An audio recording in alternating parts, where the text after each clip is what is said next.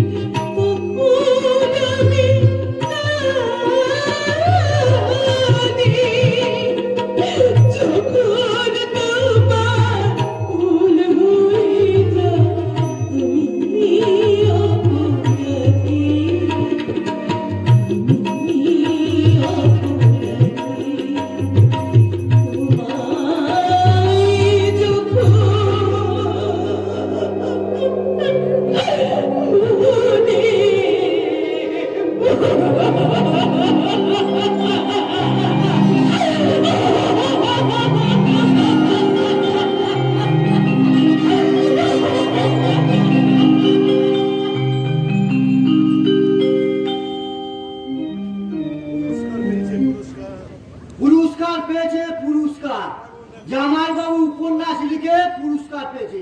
এই খবরটা শোনার পর আমার যে কি আনন্দ হচ্ছে, তাই আজ দিদিমণিকে ডেকে বলবো, দিদিমণি তোমার বর পুরস্কার পেয়েছে, পুরস্কার।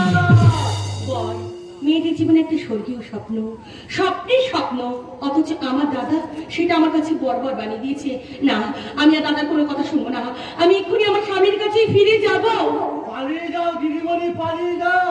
জামাই বাবুর এই উপন্যাস লিখে পুরস্কার পেয়েছে, এই খবরটা শুনে তোমার দাদা পাগলের মতো ছুটে আসছে। আসুক আসুক, আজ আমি সেই অমানুষটার মুখোমুখি কি দাঁড়াবো। তুমি তো তোমার ভুল বুঝতে পেরেছো দিদিমণি, তাই তুমি ওই সামনে গিয়ে দাঁড়াতে পারবে তো? কেন পারবো না? পাহাড় কি ঝড়ের সামনে দাঁড়াতে পারি না? আমি একাডেমি পুরস্কার প্রাপ্ত, আমি আমার স্বামীর কাছেই ফিরে যাব। আর আগে সেই রাস্কেল ভাস্কর ব্যানার্জিকে আমি গুলি করে মারব। কেন মারবে? আজ তুমি তার কাছে হেরে গেছো বলে? কি বললি? কথাটা শুধু দিদিমণি বলেনি, খবরের কাগজ পড়ে দেশের লোকেরা জামাই বাবু নামে ধন্যি ধন্যি করছে। আর একবারকে বলছে তুমি হেরে গেছো, তুমি হেরে গেছো, তুমি হেরে গেছো। না, না, আমি হারিনি। ভাস্কর ব্যানার্জি হারার জন্য জন্মগ্রহণ করেনি।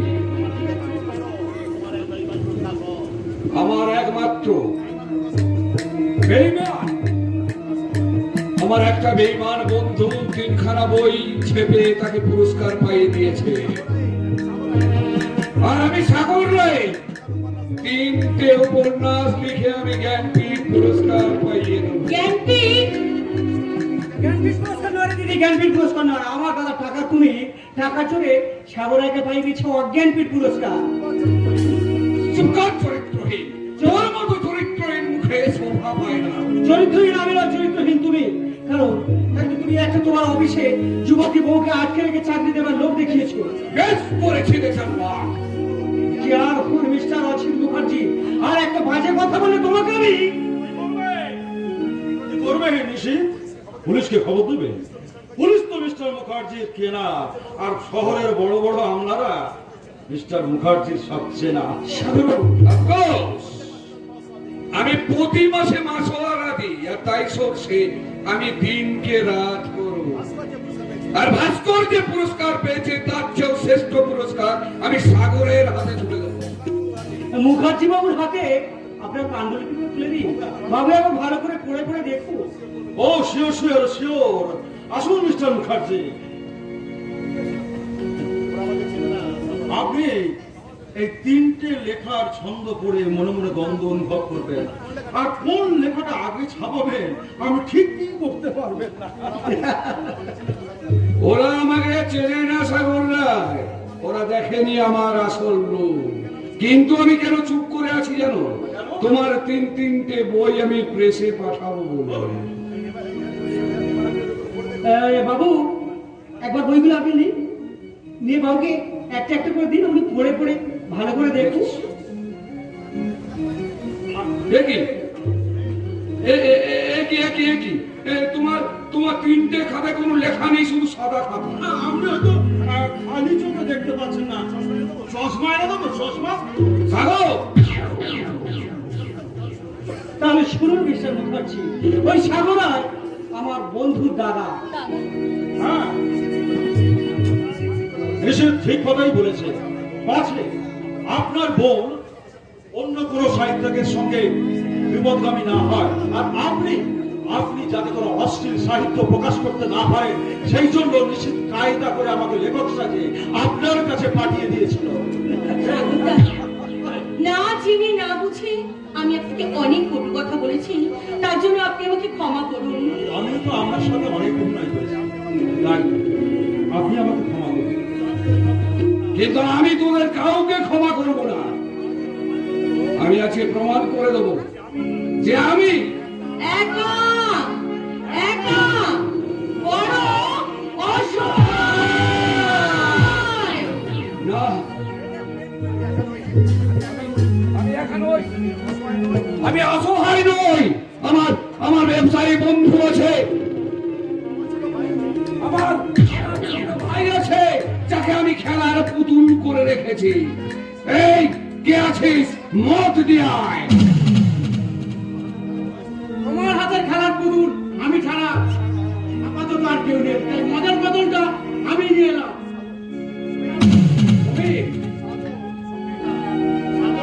সাগর আর সঙ্গীতার উপর নজর রাখবে। আমি পারবো না।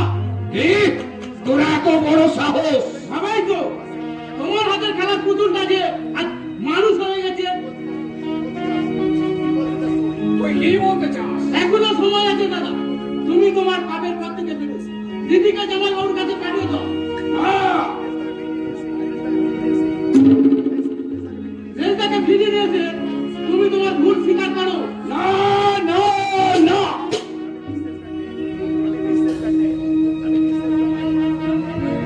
আমি হচ্ছি বিজনেস ম্যাগনেট। আমার জীবনে কোনো ভুল হবে না। তোমার পায়ের তলায় মাটি নেই, আরে টাকা আছে, সোনা আছে, জীবনটা যে ফাঁকা হয়ে গেছে। তোকে তোকে আমি লাথি মারবো। তোমাকে আমি লাথি মারতে পারতাম, তুমি যদি দাদা না হতে। তবে রে জানোয়ার। জানোয়ার আমি নই, জানোয়ার তুমি। তুমি একটা বাচ্চা। তাই তোমার সর্বনাম নিয়ে আমি ছেড়ে দিচ্ছি আমার সারা জীবনের ঘৃণা আর আরে তু করে ডাকলে তোর মতো অনেক কুকুর আমার এই পায়ে তলায় পড়ে থাকবে।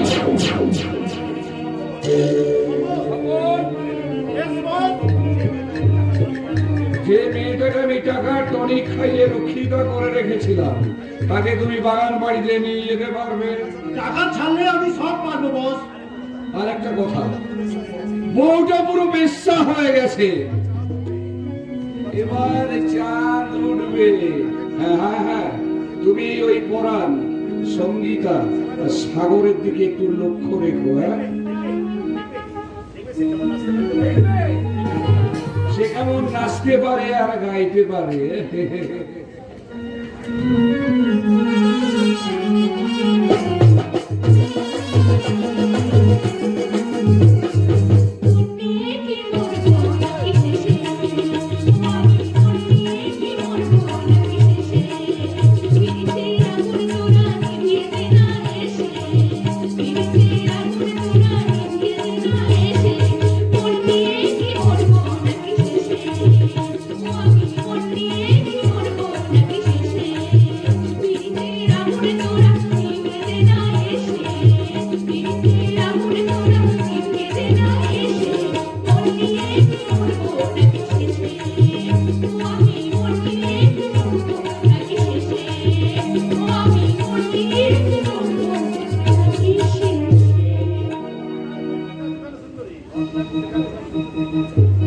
তোমরাই মুখ ঢেকে আছো কেন সুন্দরী? এবার ঘোমটাটা খোলো। কি আশা শেষ পর্যন্ত তুমি না না না আমার এই কৃষ্ণকে আমি আমার জীবনটাকে ফিরে পাবো না।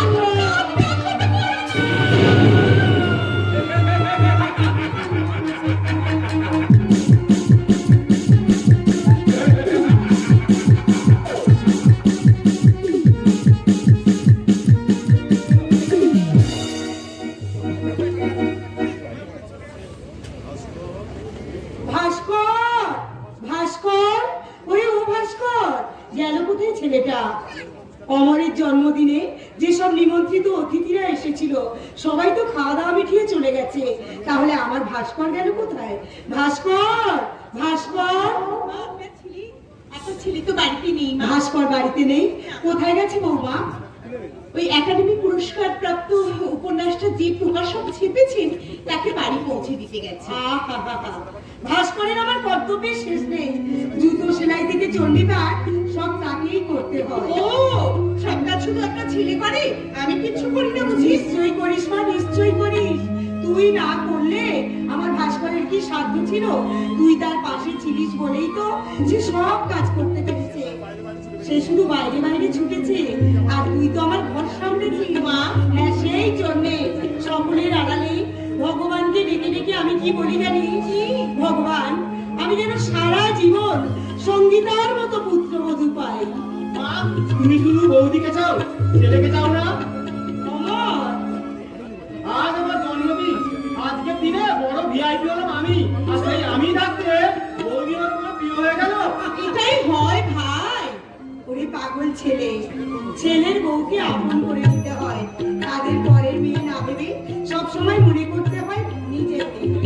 তাই তো এখানে যেসব বৌমারা শাশুড়িরা সবাই আছে, তাদের উদ্দেশ্যে আমি বলছি যে সংসারে শাশুড়িরা ছেলের বউকে মনে করে নিজের মেয়ে, আর বৌমারা মনে করে শাশুড়িরা তাদের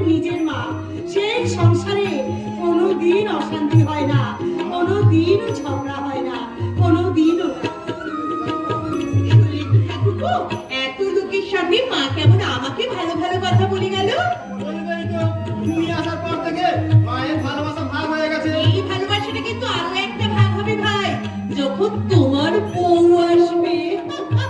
আমি বিয়েই করবো না। বাবা, শেষকালে হয়তো এমন অবস্থা হবে, একবার ডাকিলেই খাইবো। সে তুমি যাই বলো বৌদি, কিন্তু আমি বিয়ে করবো না। কিন্তু তোর মায়ের যদি কষ্ট হয়, আর তুমি দেখে শুনে একটা ভালো মেয়ে পছন্দ করো, আর দাদা যদি বলে "এই বাবু, তোর বৌদির দেখা মেয়েটা তোকে বিয়েই করতে হবে", তাহলে দাদার কথা আমি কি অগ্রাহ্য করতে পারি বলো? শয়তান ছেলে, তোমার পেটে পেটে এত চাল, হ্যাঁ? তোমার দাদা আসুক, আমি তোমার মজাটি দেখাবো। না বৌদি, না বৌদি, দাদাকে এত কথা বলো না। বলার সময় হলে ঠিক বলবে। আমার বিয়ের জন্য নির্ভর যাওয়ার জন্য সেই কোলবরের আগে জন্ম হোক। তবে রে শয়তান, কি বিচ্ছু হয়েছে, যেমন ভাই আর তেমনি দাদা। উনি আবার কখন আসবেন কে জানে, আমার বড্ড ঘুম পাচ্ছে, আমি বরং এখানে শুয়ে একটুখানি ঘুমিয়ে পড়ি।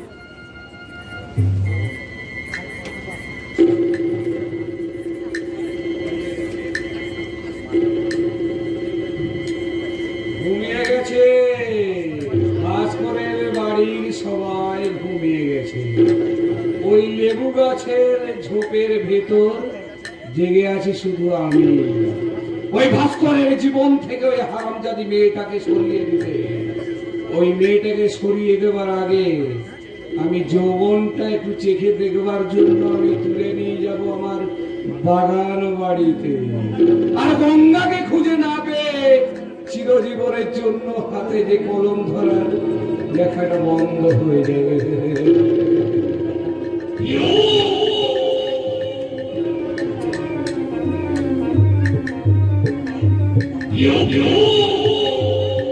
কে যেন কথা বলছে? কে? কে ওখানে? কে? জানতে পারবে কে আমি, কেন আমি, জন্যে আমি। আপনার কথা তো আমি কিছু মানে বুঝতে পারছি না। কে আপনি? চলে যান, চলে যান বলছি এখান থেকে। যাবো তো মনেই সুন্দরী, তবে একা নয়, তোমাকে আমি সঙ্গে নিয়ে যাবো। আপনি কথা বলছেন কেন? মা! মা! শিগগির ছুটে আসুন। এই দেখুন, এই দেখুন, এই লোকটা আছে। কি হয়েছে বাবা? তুমি আমার করে চিন্তা করছো? বাবা দেখো, এই লোকটা জোর করে আমায় এখান থেকে তুলে নিয়ে যেতে চাইছে। এই কে রে তুই? কোথায় পেলি তুই এত সাহস যে আমার বাড়ি থেকে আমার সতীলক্ষ্মী বৌমাকে তুই তুলে নিয়ে যেতে চাইছিস? সতী লক্ষ্মী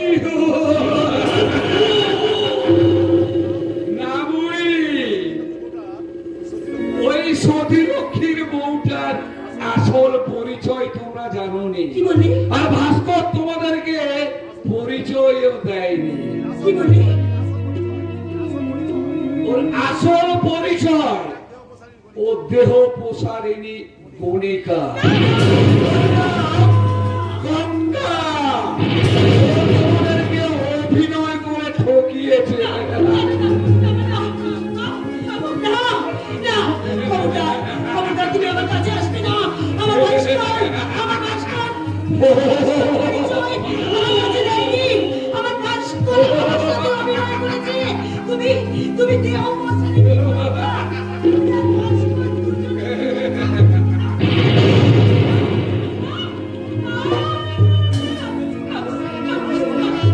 সরিয়ে দিলাম ভাস্করের জীবন থেকে আর একজনকে সরিয়ে দিলাম। এই জানোয়ার, চোখের সামনে একটা মানুষকে মেরে ফেলে তোর এমনি করে হাসতে লজ্জা করছে না? তুই মানুষ নস, রাস্তায় একটা খাপা কুকুর। আমি কুকুর, তবে দেখ এই কুকুরটা তোর যৌবনের হাড়িটা কেমন খেয়ে নেয়।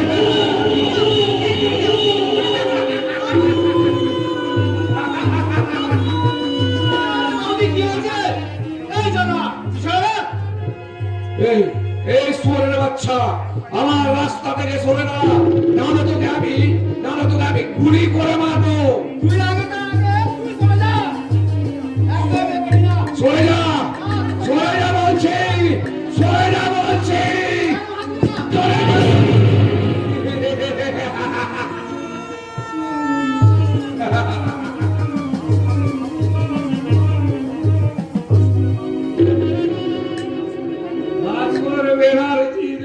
মূল্য, ভাইটাও মূল্য।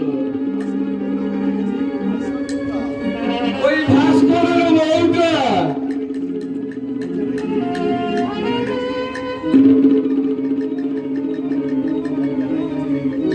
ভাস্করের বউটাকে না আমি তুলে নিয়ে যাব, কিন্তু ওই বউটার যে দুরন্ত যৌবন।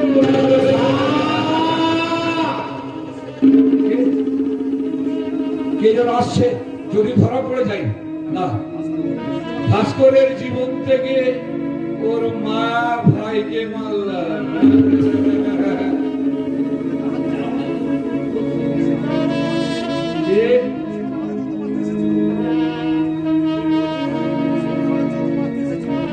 সে যে আমাকে সেই দিন গিয়ে জুতো ছাড়া জুতো ছুঁড়ে মারার আমি প্রতিশোধ নিয়ে গেলাম।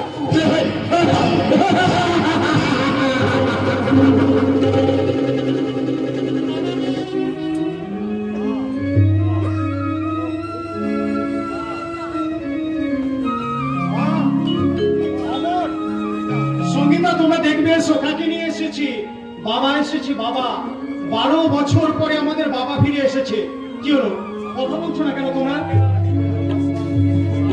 সারা কে করে দেবে বাবা ভাস্কর? দেখছো না ওরা সবাই কেমন ক্লান্ত হয়ে ঘুমিয়ে পড়েছে। আপনি মাকে ডাকুন। ও কমলা, ভাস্করের মা। মা ওখানে ঘুমোচ্ছে বাবা, আপনি বরং সঙ্গীতাকে ডাকুন। কমলা বৌমা, ও বৌমা। বাবা এসেছে, বাবা। 12 বছর পরে আমাদের বাবা ফিরে এসেছে।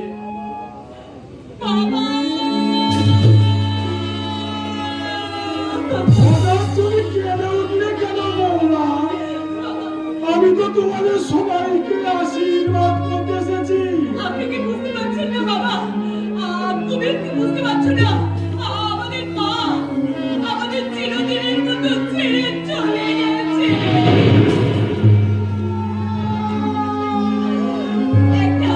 একটা জানোয়ারের গুলিতে প্রাণ হারিয়েছে আমাদের স্নেহের অমর।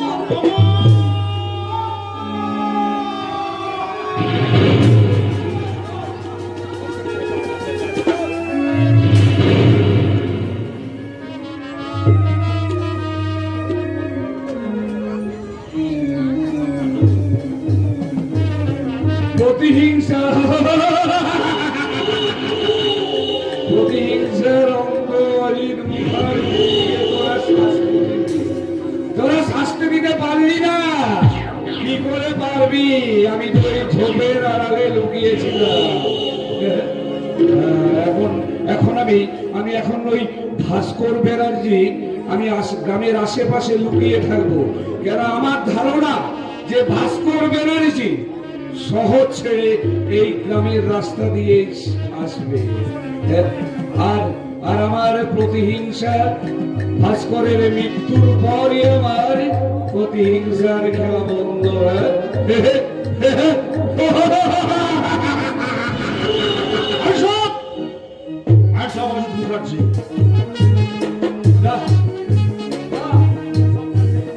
আমরা সব খেলা শেষ।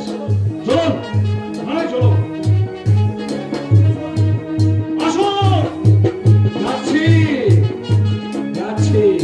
কিন্তু যাবার আগে বলে যাচ্ছি, আমি যখন ছাড়া পাবো না তোমার সাথে আমার আবার দেখা হবে।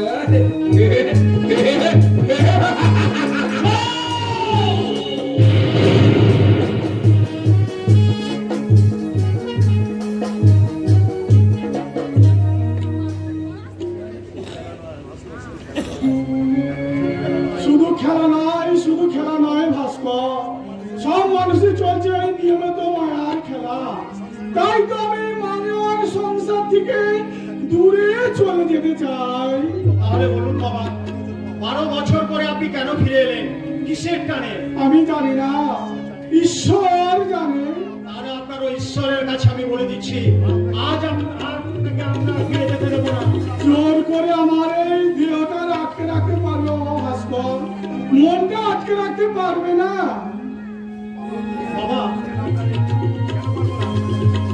কেন চপ আন্ডিকের ব্যবস্থা করে দেবো, নিরামিষ রান্না করে দেবে সঙ্গীতা। ভাস্কর, তুমি কি মনে মনে তাপস হয়ে গেছো? ভাব রাজ্যে বিতরণ করতে করতে তোমার মনে কি কোনো পাখির আচরণ ছাড়া কাটতে পারে না? বাবা, কেন তোমার এই বৈরাগ্য? আমার এই লক্ষ্মী প্রতিমার মতো বৌমার সারা শরীরে কেন যোগিনীর বেশ? কি কি ধূপ করেছে সারা জীবন তোমার পূর্বে সারা বিনের পীঠস্থানে? আপনি কি বলতে চাইছেন সেটা আমি বুঝতে পেরেছি বাবা। এতই যদি বুদ্ধি তোমার, তাহলে পুরুষ হয়ে গেল তুমি প্রাকৃতিকে ঠকাচ্ছ। যা সিঁদুরে তুমি সিঁদুর পরিয়ে দিয়েছো, সে আজ কোন লোকে তোমার স্ত্রী নয়। সেই বঞ্চিতার গর্বে কেন জন্মগ্রহণ করেনি আমার বংশের বংশধর? বলো বলো ভাস্কর, বলো। আপনার প্রশ্নের উত্তর আমি আজ দেবো না বাবা, ঠিক সময় দিয়ে দেবো। ঠিক ব্রহ্মার মৃত্যুতে ব্রহ্মার জন্ম, ব্রহ্ম হলো জ্ঞান, জ্ঞানী হলো ব্রহ্মা। অথচ সাহিত্যকে সত্যর সন্ধানে পাকে পাকে ঘুরছে মূর্খ ভাস্কর, খেলা করছে খেলা। তাই তো আমি ভাস্কর আর বৌমাকে নতুন খেলা খেলবো, নতুন খেলা। খেলেছো এই বিশ্বলয়ে বিরাট শিশু আনমনে খেলেছো এই বিশ্বলয়ে বিরাট শিশু আনমনে খেলেছো। প্রলয় সৃষ্টি তব পুতুল খেলায়, নিরজনে নিরজনে খেলেছো এই বিশ্বলয়ে বিরাট শিশু আনমনে খেলেছো। ছায়া থেকে মায়ের জন্ম, মায়ের আজ কাহে দশমী দশভূজার মতো মহামায়া কমলা যাওয়ার পথ আমার বন্ধ করে দিয়েছে। হে ঈশ্বর, তুমি বলে দাও আমি এখন কি করব? আপনি সমাহিত হন বাবা। আপনার এই শত তীর্থ স্পর্শ ধন্য চরণ দুটি আমি আমার আঁচল দিয়ে মুছিয়ে দিচ্ছি। এত সব কথা কোথায় শিখলে বৌমা? মায়ের কাছে বাবা। বৌমা, আপনার আহ্নিকের সমস্ত ব্যবস্থা আমি করে দিয়ে এসেছি। আপনি আহ্নিক করতে বসুন বাবা। আমার একটা কাজ করে দিতে পারবে মা? কি কাজ বাবা? আমার এই কোমর জায়গা থেকে গঙ্গা জল ফেলে দিয়ে তোমার আর ভাস্করের চোখের জলে এই কোমর জায়গাটা ভর্তি করে দিতে পারবি মা? তোমাদের চোখের জলে আমি নতুন করে আহ্নিক করব, নতুন করে আহ্নিক করব, নতুন করে মা, বাবু, তুমি তো বাবার কাঁদতে কখনো দেখোনি মা। একবার, একটিবারের জন্য আমাদের এই সংসারে তুমি ফিরে এসো না মা। ফিরে এসে আমার বাবার কান্না তুমি দেখে যাও মা গো। তুমি দেখে যাও, দেখে যাও। গঙ্গা, একি, আজ তুমি আবার আমাকে গঙ্গা বলে ডাকলে কেন? আমার কুসংস্কারচ্ছন্ন মানসিকতার সব ময়লা ধুয়ে দিয়েছো বলে আমি তুমি যেমন আমার সাহিত্য সৃষ্টিতে প্রেরণা দিয়েছো, তেমনি আমার মায়ের চোখে কেঁদেছো। ভাইয়ের অকাল মৃত্যুতে তোমার চোখে আমি জল দেখেছি, কিন্তু কিন্তু আমি তো তোমার জন্য কিছুই করতে পারিনি। পর্বত বলছি পৃথিবীকে আমি কিচ্ছু দিইনি। গঙ্গা, বাতাস বলছি আমি কি দিয়েছি একটা ফুলকে, কি বলে?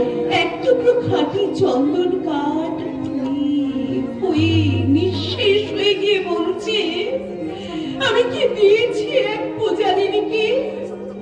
তুমি তুমি এইসব কথা কোথায় পেলে? তোমার সাহিত্যের পাতায় পাতায়। আমি এইসব কথা লিখেছি? সাহিত্যিক স্রষ্টা যদি তার নিজের সৃষ্টিতে বিভোর হয়ে থাকতো, তাহলে সে আবার নতুন সৃষ্টি করতে পারত না। তুমি তোমার পবিত্র চন্দন গন্ধ দিয়ে এক গণিতাকে সুকেশে সাজানো দামি অলংকার করে তুলেছ।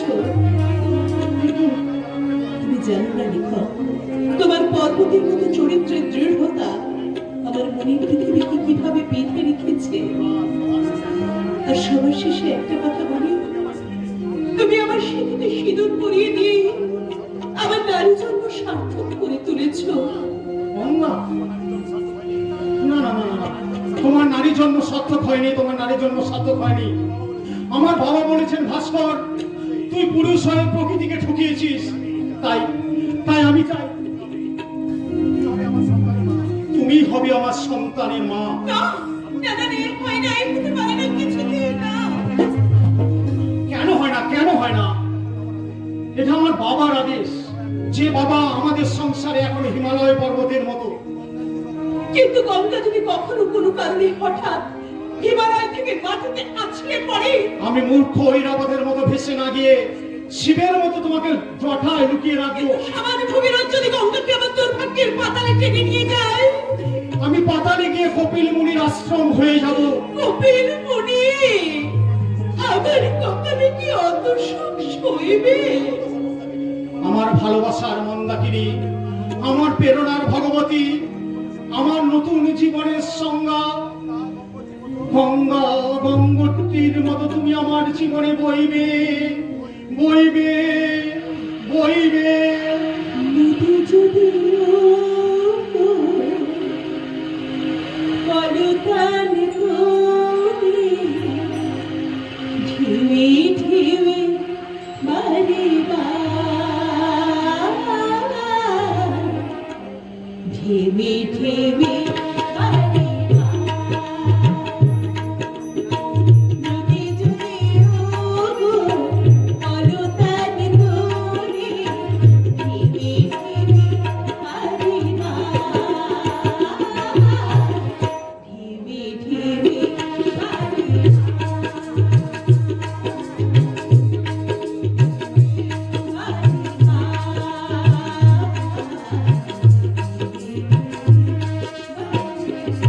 কিন্তু তোমার স্ত্রী সঙ্গীতা আজ যে তোমায় অন্য কথা কইবে। একে তুমি তুমি তুমি কে? তোমাকে আমি চিনি না। আমি যে অন্যায় করেছি তাতে আমাকে না চেনা উচিত, তবু তো আমি তোমার স্ত্রী। স্ত্রী? আপনি মনে ভুল জায়গায় এসছেন। আপনি আপনি চলে যান। যাবো বলে তো আমি এখানে আসিনি। থাকবো বলে যদি এখানে এসে থাকেন, তাহলে কিন্তু আপনি খুব ভুল করছেন। তুমি ভুলে যেও না গঙ্গা, আমি কিন্তু ধর্মপত্নী। ধর্মপত্নী বলে বুঝি সেদিন আপনার দাদাকে দিয়ে আমাকে জুতো মারতে চেয়েছিলেন? ধর্মপত্নী বলে বুঝি ওই সিঁদুরের কৌটা আপনি রাস্তায় ছুঁড়ে ফেলে দিয়েছিলেন? আমি কি তোমার ধর্মপত্নীর পায়ে ধুলো নেব? চুপ কর, চুপ কর কণিকা কোথাকার। আমাকে এত বড় অপমান করার সাহস কি পাচ্ছিস কোথা থেকে? বাহ! এখনো দেখতে পাওনি বুঝি? তাহলে দেখো দেখো, ভালো করে দেখো, তোমাকে আমি অপমান করছি আমার এই সিঁদুরের অধিকারী। না না না, ও তো মিথ্যে সিঁদুর, ও সিঁদুরের কোনো ইয়ে নেই। না, আমি বিশ্বাস করি না। কি বলে আমার এই সিঁদুরে কোনো মূল্য নেই বলে না? তাহলে বলো বলো, উত্তর দাও, কেন কুসঙ্গিকার আগে বর করে সিঁদুরে সিঁদুর দেয় না? সিঁদুর পরার আগে কেন বরকনিকে, সিঁদুর পরার আগে কেন স্বামী স্ত্রী বলা হয় না বরকনিকে? তাহলে বলো, তুমি কি জানো যে পুরুষ যে নারীর সিঁদুরে সিঁদুর পরিয়ে দেয়, একমাত্র সেই হয় তার স্বামী? আমি যদি জোর পাই, তোর কাছ থেকে আমি আমার স্বামী ভিক্ষে চেয়ে নিই, তুই কি আমার স্বামীকে আমার কাছে ফিরিয়ে দিবি না? শূন্য হয়ে গেছে, তার কোনোদিন পূর্ণ হবে না। চূর্ণ হয়ে গেছে, আমার অহংকার যে আজ ভেঙে চূর্ণ হয়ে গেছে। তাই তাই আমি আমি আমার স্বামীকে ভিক্ষে চাইছি। দেখো না, দেখো, আমি সিঁদুরে কোটে নিয়ে এসেছি। দাও না গো, এই সিঁদুরের কোটে থেকে তুমি আমার সিঁদুরে একটু সিঁদুর পরিয়ে দাও না, দাও না, একটু সিঁদুর পরিয়ে দাও না। পরিয়ে দিন জামাইবাবু, পরিয়ে দিন। তুমি শুধু পরাঙ্গা নয় জামাইবাবু, আজ আমি আমিও বুঝছি আপনি আমার দিদির স্মৃতি সিঁদুর করিয়ে নিন। তুইও নিশ্চিত এই কথাই বলছিস? আমিও মেজদার সাথে এসেছি আপনার কাছে অনুরোধ করছি, দিদির দিয়ে সিঁদুর করে দিয়ে আপনি দিদির স্ত্রীর মর্যাদা দিন। কিন্তু কিন্তু তোমরা কি পারবে আমার ভাইয়ের জীবনটা ফিরিয়ে দিতে, আমার মরা মাকে আবার ফিরিয়ে আনতে? তোমরা কি পারবে ওই নিষ্ঠুর নির্মম অজিত মুখার্জিকে কঠোর কঠিন শাস্তি দিতে? ওই অমানুষ অত্যাচারী অজিত মুখার্জিকে আমি অ্যারেস্ট করেছি। উনি আমাকে গুলি করার জন্য পাশের ছবি লুকিয়েছিল, তাকে অ্যারেস্ট করে আমি থানায় পাঠিয়ে দিয়েছি। তাই আমি বলছি আপনি আপনি দিদিমণিকে সিঁদুর করিয়ে ওকে স্ত্রীর মর্যাদা দিন। হয় না, হয় না।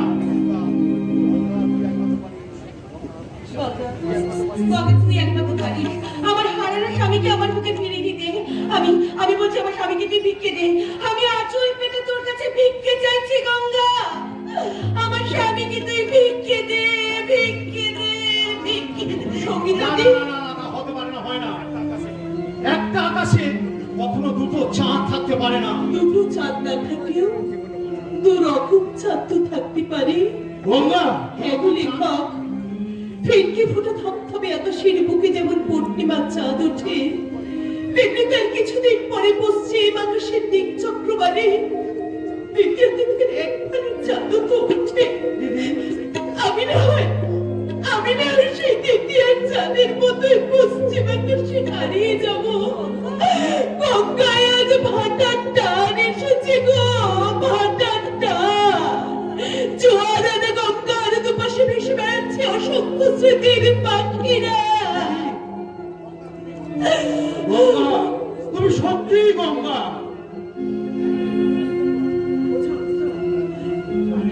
গঙ্গা, গঙ্গা তুই ওকে বোঝা গঙ্গা, গঙ্গা তুই ওকে বোঝা, গঙ্গা বোঝা, বোঝা।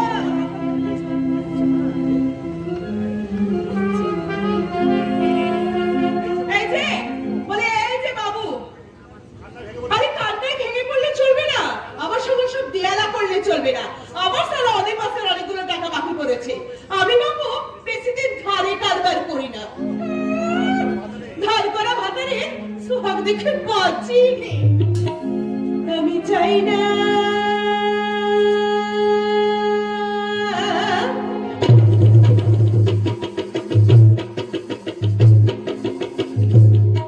আমি চাই না, চাই না, চাই না রে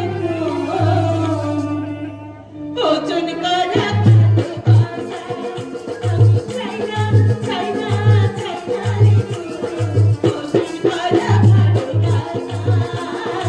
ওজন করা ভালোবাসা, ওজন করা ভালোবাসা। ছি, ছি, ছি। নোংরা খনিকা কোথাকার। আমার মা, মাসি, দাদা, ভাই বোনেরা, আপনারা আপনারা আমাকে ক্ষমা করে দেবেন।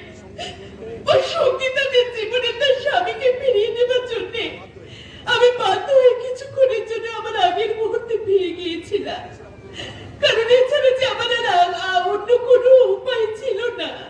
আপনারা আপনারা কি এতক্ষণ ধরে এই হতভাগিনী গঙ্গার জীবন নাটক পরিদর্শন করলেন? বলুন না, বলুন না, আপনারা বলুন না, আমার অন্য কোনো উপায় ছিল কি? বলুন না, বলুন না, বলুন না।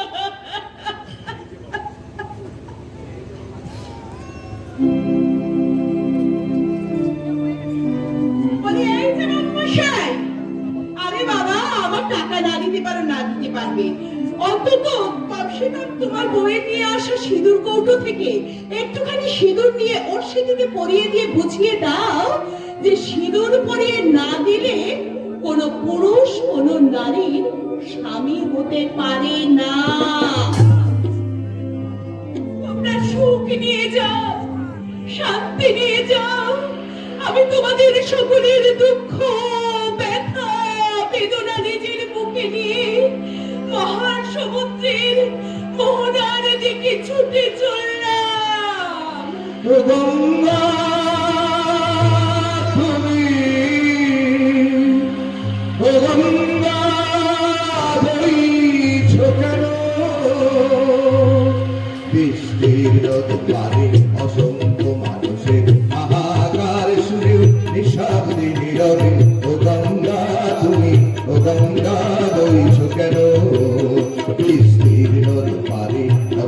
অসংখ্য মানুষের হাহাকার শুনে নিঃশব্দে নীরবে ও গঙ্গা তুমি ও গঙ্গা বইছো কেন? বৃষ্টির রোদ পারে অসংখ্য মানুষের হাহাকার শুনে নিঃশব্দে নীরবে ও গঙ্গা তুমি ও গঙ্গা বইছো কেন? বৃষ্টির রোদ পারে অসংখ্য মানুষের হাহাকার শুনে নিঃশব্দে নীরবে ও গঙ্গা তুমি ও গঙ্গা বইছো কেন? ও গঙ্গা বইছো কেন? ও গঙ্গা বইছো কেন? ও গঙ্গা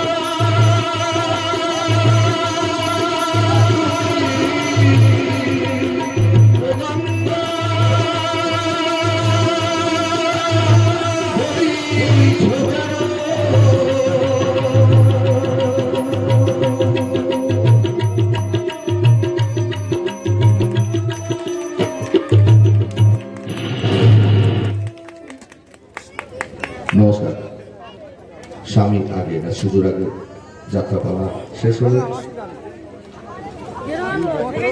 সমস্ত দর্শকদের জানাই প্রীতি এবং অভিনন্দন, শুভরাত্রি।